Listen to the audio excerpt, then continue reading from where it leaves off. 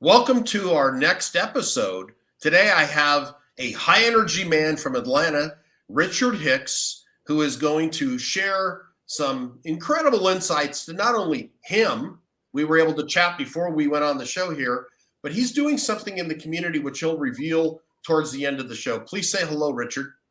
Hello, everyone. It's good to see you. Yeah, well, first question I'm going to ask right out of the box is, how would your friends describe you?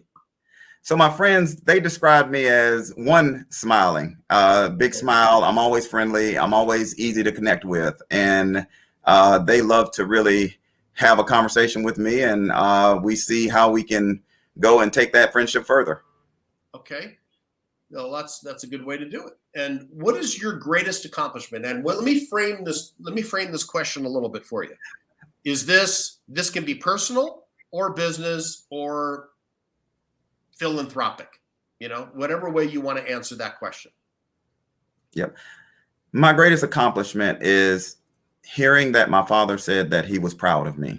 Wow. Family engagement and what we do is important. And hearing one of your adult learning partner or whoever learns with you to say that they're proud of you, that right there is the greatest accomplishment that I feel like a person should put on the shelf and as an accolade.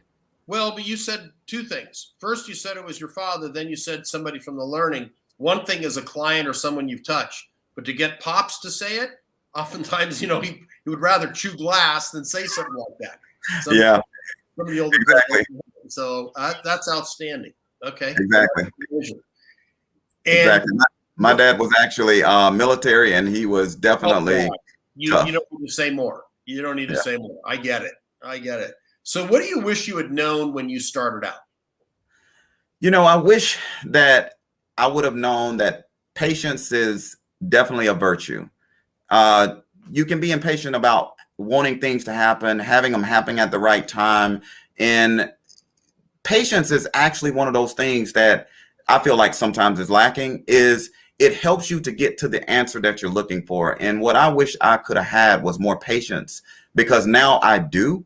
And I can reflect on it and look at it and say, this I need to be patient with, because the answer will reveal itself over time. Okay.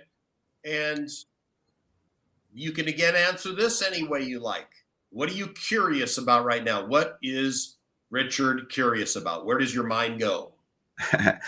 So I'm curious about where we're going as a society when we're talking about education and learning. I'm always curious about it. Now, of course, I don't have no crystal ball, but I'm curious about it because that's what you do. You look over the horizon to see what's coming at you. And so I'm always curious about what's around the corner so that I can prepare myself to be ready for it. Okay, great. And what's something you have failed at? I think if I have to talk about failures, my failure would be around not really maximizing my time when I needed to maximize it. When it came to going a little further in school, going a little further in making sure that I was fixing something the right way. Hurrying can be a con, and so taking the time out to kind of go through those moments and being again patient helps me. I think I've had those failures around time, not maximizing it. That's the thing that I want to do moving forward and make it a focus of mine. Okay. Now I'm going to ask you my favorite question of all. Because I'm a history buff, and do you like history? Oh, yeah. All right. If you could have coffee or a beverage or tea or hot chocolate, it doesn't matter, with any historical figure, who would you choose and why?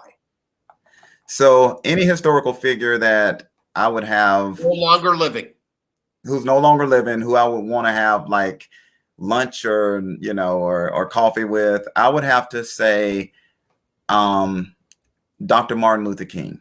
Okay. And the reason why I would say Dr. King is because as a leader, you tend to face these sort of challenges and scrutiny. And my whole thing is like, how did you project yourself to deal with it? How did you kind of turn your focus when all of these odds are against you? How did you turn your focus to know that that Selma was the right place. Even though we see the movies and things like that, to actually talk to the person and say what was the pivoting point, like being able to talk to that person in that sort of intimate setting can help you to kind of understand what they were thinking. And I think that he would be able to tell somewhat of a different story than some of the stories we hear.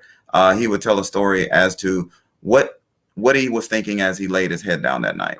Okay, well, that's a recent, and I'm going to ask, because I'm the host, so I'm going to go ahead and ask a second question. Second historical figure. Go back a little bit more in time. Okay. So going back a little bit more in time. So if I had to talk to someone that's way back when, I would want to talk to President Lincoln. President Lincoln was a huge advocate and working to free the slaves and all of the different challenges that the country was facing and tearing itself apart. What was his thought process? What did you do when you sat there and had to overlook those sort of things, even going for what he was dealing with personally? Like some of those things that those leaders like that actually faced. That's what I want to talk to. That's who I would like to talk to personally, to just kind of get some insight, especially in a leadership position, so that I can be stronger. You know, it's interesting you mentioned Lincoln. That's a common response from people. They say Thomas Edison or Lincoln. And I understand, you know, the component of civil rights with Dr. Martin Luther King. That obviously that's big. I would love to meet him as well, both of those people. But I think Lincoln is a big one for more recent, you know, and it's just interesting how people respond. But Lincoln would be my favorite president. And Washington would be a close second, because he was the first president. He had to fight off the Brits. Yeah. So that's interesting. Absolutely. Now let's bring it a little more current. Who's been your most important professional mentor?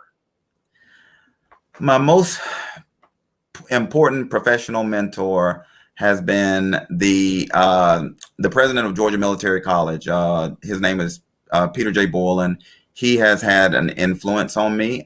We've been meeting for coffee recently to be able to talk about some of the things that we're doing with InspirEDU. And I remember the story of Georgia Military with him through his eyes, and he talked about his leadership and the challenges he faced. And he has a book that he's written and it's coming out, and he was telling me all about it. And that sort of wisdom that someone has to take a school that was actually skint broke to actually being a prominent school within Georgia is a great mentor to have, because he was facing adversity, and here we can actually bring a new face as we continue our sort of leadership journey and moving InspirEDU out from the shadows into the limelight.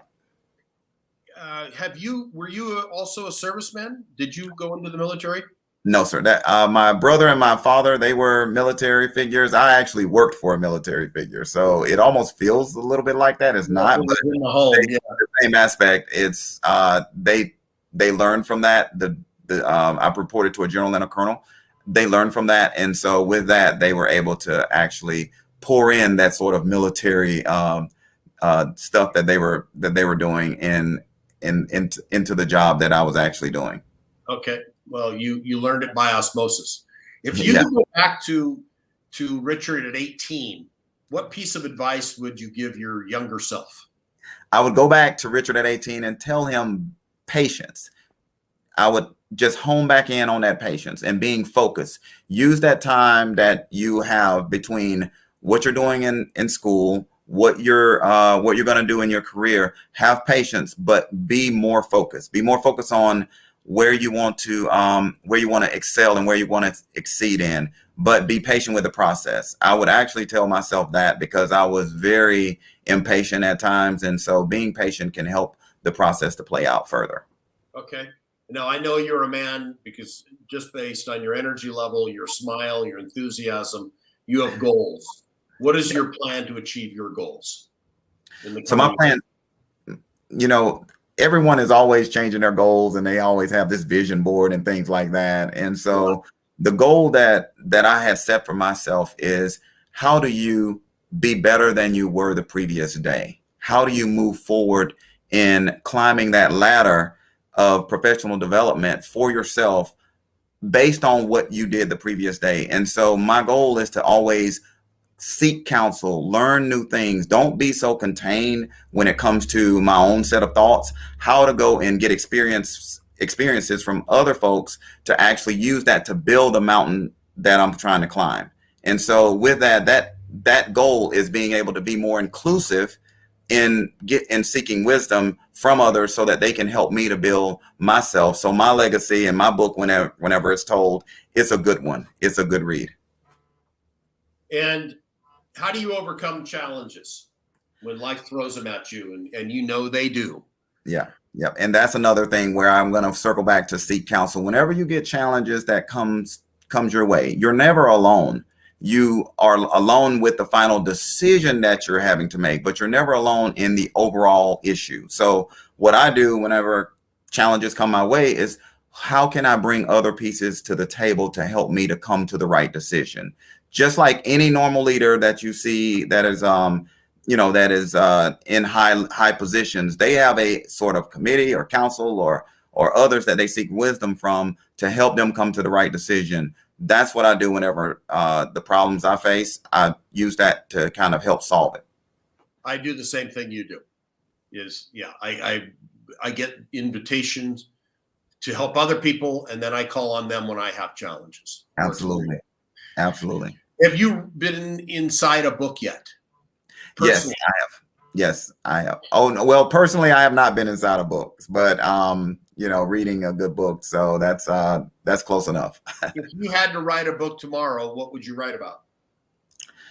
If I had to write a book tomorrow, I would write about the generosity of my father and kind of morph it into our family dynamic. And that would help tell the story of the Hicks family. I think it's always good to kind of talk about the origin and how it came to be. How did I become this sort of man to want to listen to people? And the origin story starts with, my father and my mother, but tell the story of my father and then lead it into the other pieces, because my father's deceased, but my mother's surviving. So I would do it in a step manner so that at the end, people will know who the Hicks family is. Wow, that's great. You mentioned him twice in this interview. That's great. He must have been an incredible man. Yeah, he was. Well, that's great. And this one gives you all sorts of latitude to answer any way you want. If there's one question you wish I'd asked, ask it, pretend, and how would you have answered? So I would say the one question that I would love for you to ask would be, where in the world would you like to take a vacation right now? Hey, Richard, I will take the advice. I can follow a cue. Richard, where would you like to take a vacation right now if we didn't have the COVID consequence? So if I had to take a vacation right now and the COVID consequence or anything, I would want to go to New Zealand. And wow. I love the scenery around nature and all of the things that that makes the world a better place. It's not seeing sky rises, it's not seeing the interstates, and it's not the big stadiums and things. It's the actual world. I want to go and see the actual world. I have a farm in Milledgeville, and sometimes I take those walks in the actual forest so that I can actually see what the world is without this stuff and how it came to be, because that origin is what's our core and what takes us forward. And when we come back to this other world, we can know that our core of who we are is still waiting for us. Well, it's interesting you mentioned New Zealand, because I've been there once, and it's a beautiful country, arguably one of the most beautiful in the world. Lord of the Rings was filmed there. Yep. I'm a big Lord of the Rings fan. Well, and now you know where the scenery came from. Yeah, it is arguably, small country. I think only 3 or 4 million people, really tiny in that regard, but it's got some beautiful scenery.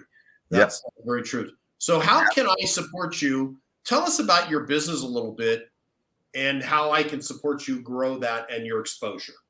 So InspirEDU, we were actually part of a national nonprofit that spun off in 2020 to become a local Georgia nonprofit. And our focus is around providing equitable access to technology and training to the underserved community.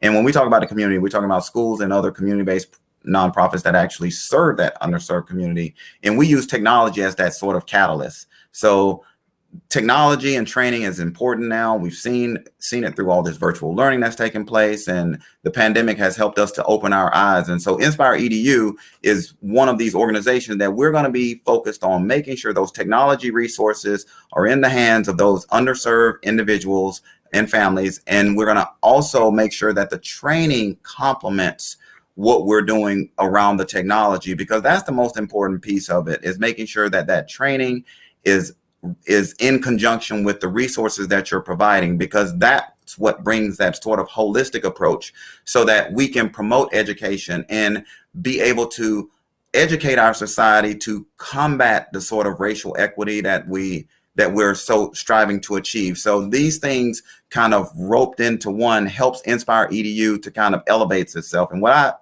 I always ask from potential supporters and friends is that help raise awareness for what we do, because it's so important.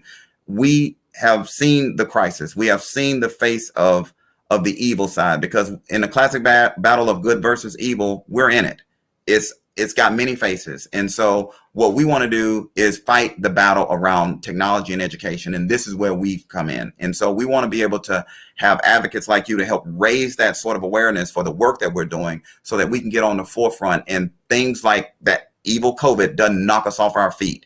We are actually going to be able to take those, and it's not going to slow us down in our education process. Is actually going to make us get stronger, because we're going to be more focused. And InspirEDU, we're going to be the boots on the ground to help with that fight. So your URL, because there are people that will listen in only when this goes up on the podcast platform, it's iuatl.org. Yes, sir. iuatl.org. Okay, that's where they can get in touch with you I have it on the screen here for people that will be watching this, because it'll go up on a YouTube channel later. And what would you say about your guest experience on the show today?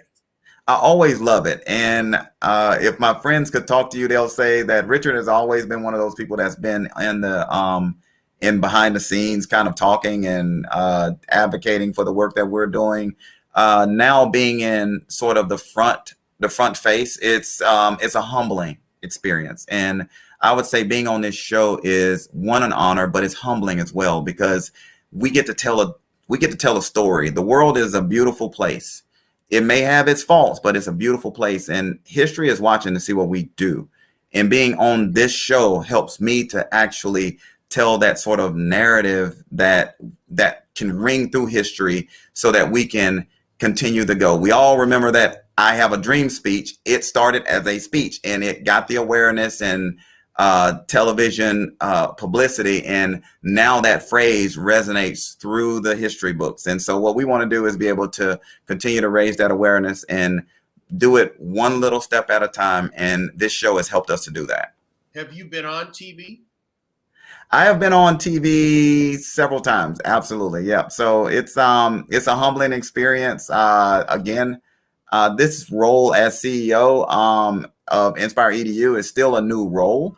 I'm kind of like excited about where some of the media attention will come from, and looking forward to it. But I would actually have to say that my humbling experience in being able to actually be on the back side of things, it still sits with me. So that shyness kind of is coming out, and I try to beat it back down so that we can do more of this. Right. And what would you say as a final word?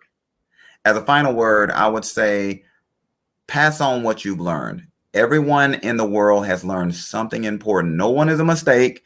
No one is non-talented. You have the talent, and your words are definitely the thing that can help encourage someone who is sitting there on the fence on a particular issue or a particular decision. your words can help kind of take them forward. So I would say pass on what you've learned. Never keep your wisdom to yourself, and be inclusive. Be inclusive and bringing others to the table to help you solve the issues that you're facing. That's the thing that I want to leave everyone as we part for the day. That's great. Well, thank you for your time today, Richard. And I will definitely invite you back for a future episode. You've been a great guest and great inspiration, and certainly put a smile on my face. And I can see him smiling out in the cyberspace. Yay, Richard Hicks. Thank you so much.